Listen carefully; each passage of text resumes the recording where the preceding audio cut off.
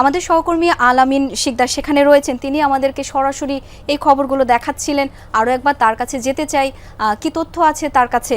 আলামিন, এই মুহূর্তের পরিস্থিতি একটু আপনার কাছে জানতে চাই। ফায়ার সার্ভিস কর্মীরা তো নিরলসভাবে কাজ করে যাচ্ছেন, তাদের কাজে কোনো ধরনের বিঘ্ন ঘটছে কিনা? একটু আগে একজন বলছিলেন যে পানি সংকটের কথা আমরা শুনলাম, আসলে কি অবস্থা? আসলে যিনি কথা বলছেন পানি সংকটে, তিনি এই কারখানারই একজন শ্রমিক।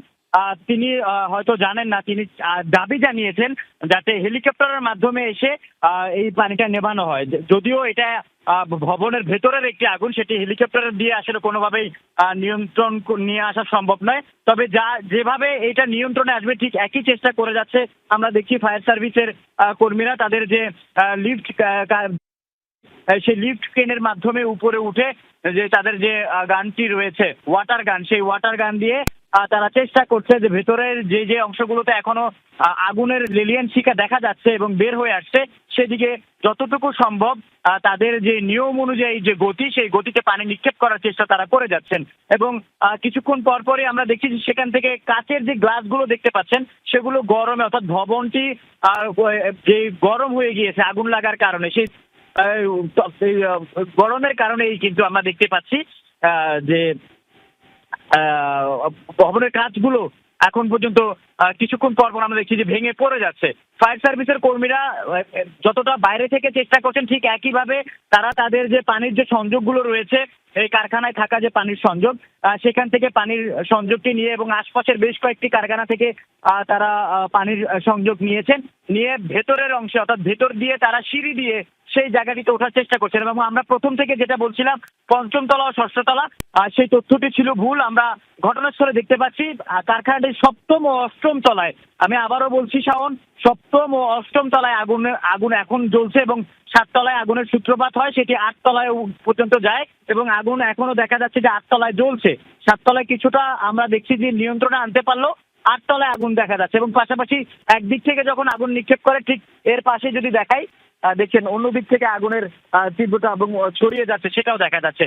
এবং যেহেতু এখানে মেডিকেলের যে সরঞ্জাম, সেই সরঞ্জামগুলো তৈরি হতো, সেগুলো মুহূর্তেই কিন্তু পড়ে যায় এবং সেই দাহ্য পদার্থগুলোর কারণেই হয়তো কিছুটা সময় পেতে হচ্ছে, বেগ পেতে হচ্ছে শাওন, যার কারণে এখন পর্যন্ত আগুন নিয়ন্ত্রণে আসেনি। ফায়ার সার্ভিস, বাংলাদেশ বিমান বাহিনী, বাংলাদেশ নৌবাহিনী, তাদের যে ফায়ার ইউনিটগুলো রয়েছে, সেগুলো নিয়ে তাদের যে নিয়ন্ত্রণ কার্যক্রম, সেই নিয়ন্ত্রণ কার্যক্রম চালিয়ে যাচ্ছে।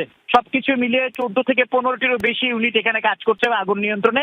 আর আমরা এখানে দেখছি যে এই যে শ্রমিকদের যে ঢল, উৎসুক জনতার যে ঢল, সেটি নিয়ন্ত্রণে আমরা দেখছি যে বাংলাদেশ সেনাবাহিনী, আনসার, পুলিশ তারা মাঠ পর্যায়ে কাজ করছেন যাতে নির্বিঘ্নে কাজ করতে পারে। এখন পর্যন্ত কোনো ধরনের পানি স্বল্পতা বা কোনো সংকটের কারণে তাদের যে কার্যক্রম সেটি বন্ধ আছে সেটা বলা যাবে না এবং কোনো ধরনের বেগ পেতে হয়নি।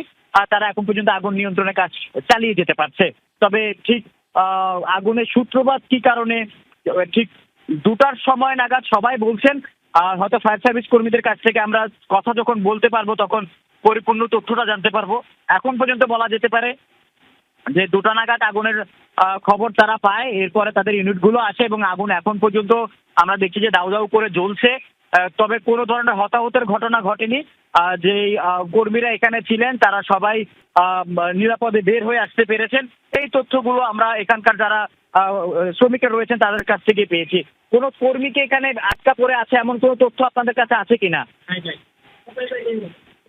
সবাই বের হয়ে আসতে পারছে। আমরা আশপাশে অনেকের সাথে কথা বলেছি, সবাই একই কথা বলছে। ঠিক সামনের অংশটিতে আগুনের ভয়াবহতা বেশি, সেইখান থেকে অনেকেই আসছেন এখানে এবং তারা বলছেন যে ওই অংশে যেদিক থেকে ফায়ার সার্ভিসের অন্যান্য টিম এবং বিমান বাহিনী, নৌবাহিনীর যে টিমগুলো কাজ করছেন, সেদিকেও আগুনের ভয়াবহতা আরো রয়েছে। আমরা সেই দিকটাতেও ধীরে ধীরে যাওয়ার চেষ্টা করছি শাওন। এর মধ্যে আপনি দেখতে পাচ্ছেন ভবনের বিভিন্ন অংশ থেকে আগুন বের হচ্ছে। এখন যে অংশটি আমরা দেখতে পাচ্ছি যেখানে আগুন বড় করে দেখা যাচ্ছে, সেটি আমরা বলতে পারি যে 6 তলায় এখন আগুন দেখা যাচ্ছে। 7 তলা থেকে 6 তলার দিকে আগুন ছড়িয়ে পড়ছে, অর্থাৎ প্রথমে 7 তলা থেকে 8 তলা এবং নিচে এখন 6 তলার অংশটিতে দেখা যাচ্ছে যে আগুন জ্বলছে। আলামিন, আমরা সরাসরি দেখতে পাচ্ছি যেমনটি বলছিলেন 7 তলায় সূত্রপাত হয়ে সেটি 8 তলায় প্রবেশ করেছে। এখন সেই আগুনটি আবার 6 তলাতেও দেখা যাচ্ছে। সেই সঙ্গে দেখতে পাচ্ছি প্রচণ্ড ধোঁয়া। যেমনটি কিছুক্ষণ আগে শুনছিলাম যে এই ধোঁয়ার কারণে কিছু দেখা যাচ্ছে না, আগুন নেভাতে কিছুটা বেগ পেতে হচ্ছে। এবং আপনি যেটি জানাচ্ছিলেন আমাদেরকে যে ভবনের যে সিঁড়ি, সেই সিঁড়ি বেয়েও পানির পাইপ নিয়ে আগুন নেভানোর চেষ্টা করা হচ্ছে। যেমনটা বাইরে থেকে দেওয়া হচ্ছে পানি এবং ভিতর দিয়ে নিয়ে যাওয়ারও চেষ্টা করা হচ্ছে এই ভয়াবহ লেলিহান শিখার আগুনটি নির্বাপন করার জন্য। দর্শক, আমরা যেমনটি জানছিলাম আদমস ক্যাপস অ্যান্ড টেক্সটাইল লিমিটেড চট্টগ্রামের ইপিজেডে এই কারখানাটিতে আগুন লেগেছে। শুরুতে এটি একটি 8 তলা ভবন, শুরুতে 7 তলায় লাগলেও সেটি এখন 6 তলা 8 তলা সব দিকে ছড়িয়ে গেছে এবং প্রচণ্ড ধোঁয়া নির্গত হচ্ছে। আসার কথা সেটি হচ্ছে সবার কাছে শুনে আমরা যেমনটি বলতে পারছি, সেখানে কোনো শ্রমিক অবস্থান করছে না, সবাইকে নিরাপদে বের করে আনা হয়েছে। মোটামুটি 25 থেকে 30 জন শ্রমিকের সাথেই সেখান থেকে বের করে আনা সম্ভব হয়েছে। দর্শক, একই সাথে কাজ করছে বাংলাদেশ নৌবাহিনীর ফায়ার সার্ভিস, বাংলাদেশ বিমান বাহিনীর ফায়ার ইউনিট এবং সেনাবাহিনীর সদস্যরা।